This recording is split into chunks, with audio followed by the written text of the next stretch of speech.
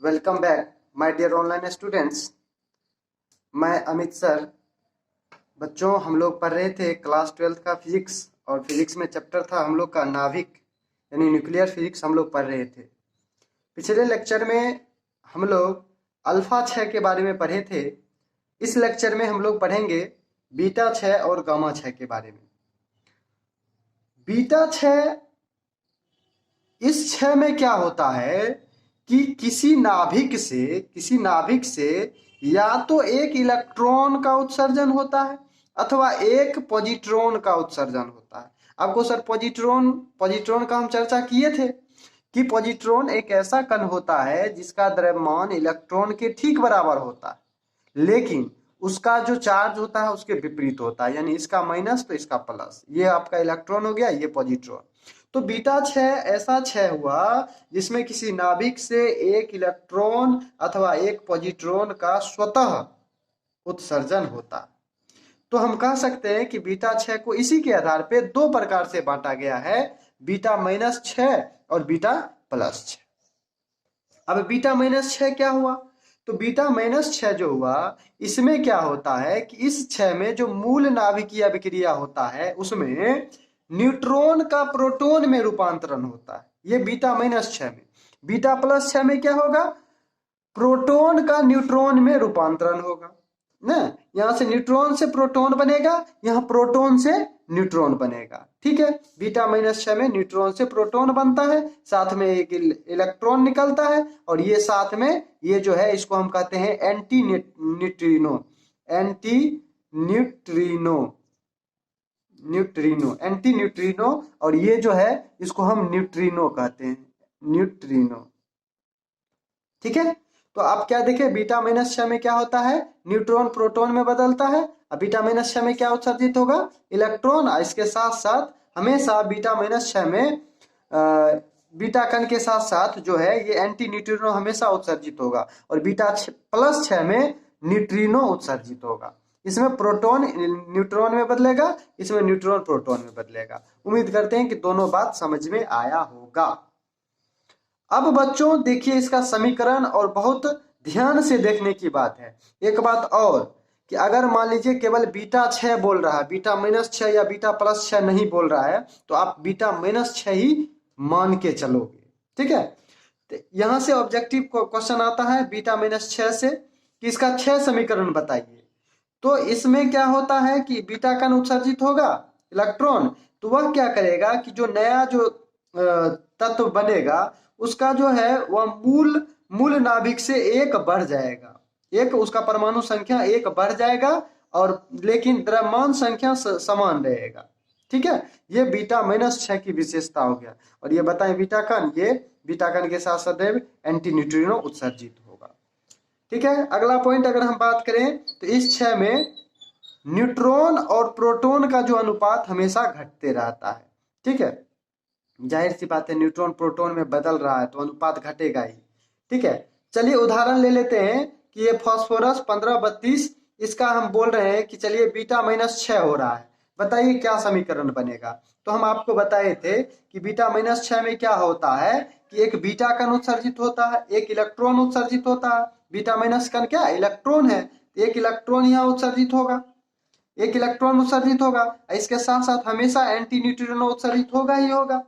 तो अब एक ये जो इलेक्ट्रॉन उत्सर्जित हुआ, या इसको ऐसे भी लिख सकते हैं बीटा माइनस कण, तो यहाँ एक माइनस हो गया, यानी यहाँ जो भी परमाणु, जो भी यहाँ पर जो x परमाणु होगा, जो भी y परमाणु होगा, वह इससे एक परमाणु संख्या ज्यादा होगा।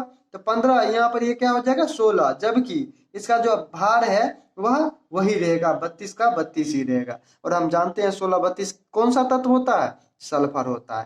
तो ये समीकरण इसका हो गया बीटा -6।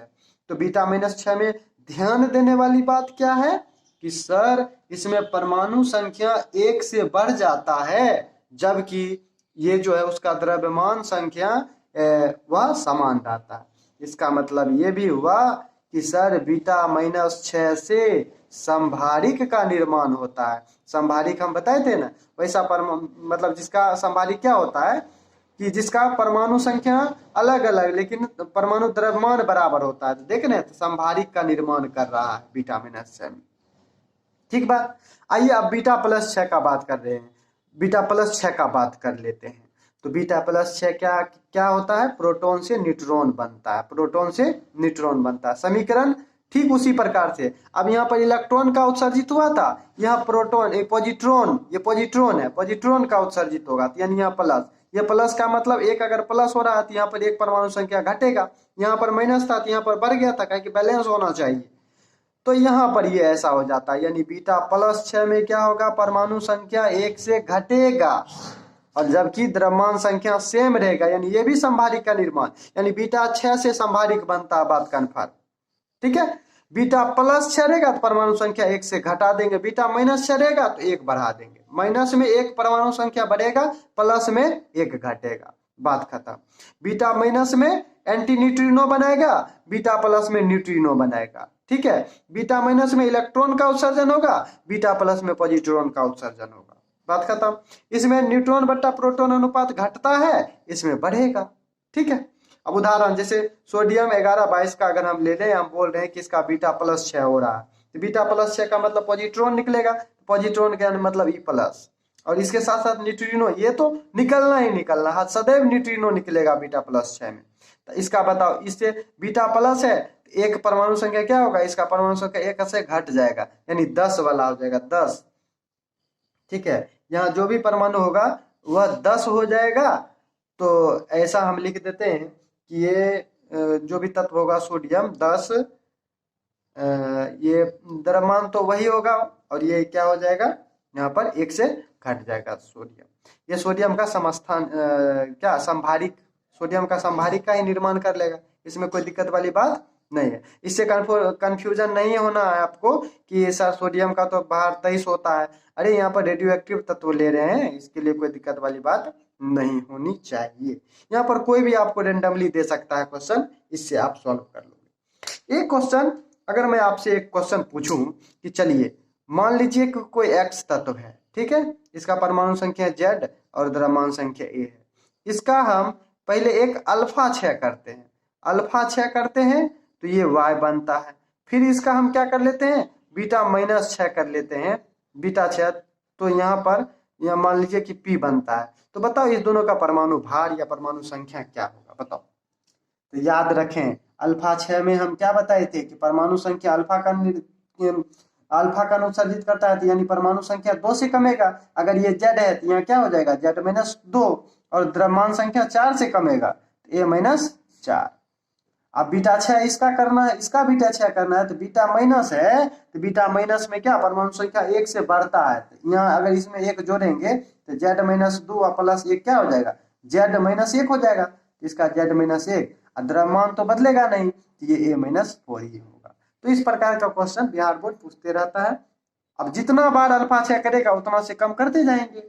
ठीक है, तो अब हम आगे पढ़ेंगे गामा 6 के बारे में। हम लोग देखते हैं गामा 6 के बारे में।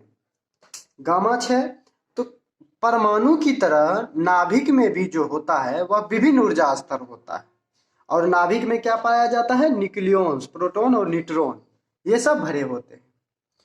अल्फा अथवा बीटा 6 के बाद जो नाभिक प्राप्त होता है वह उत्तेजित अवस्था में होता है, और उसे उत्तेजित अवस्था से मूल अवस्था में आने के लिए ऊर्जा का उत्सर्जन गामा फोटोन के रूप में करता है।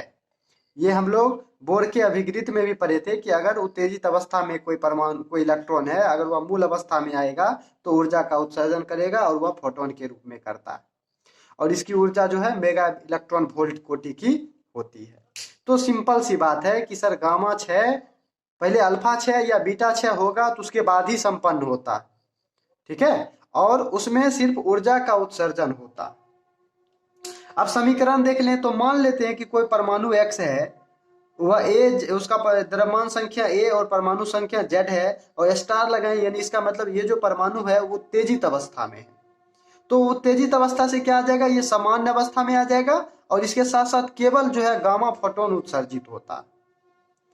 तो बात कहने का मतलब ये हो गया कि जो सर गामा के जो उत्सर्जन जो होता है उसमें नाभिक की संरचना में कोई परिवर्तन नहीं होता, और सबसे इंपॉर्टेंट बात ये कि उत्पाद और मूल नाभिक के Z और A समान रहते हैं।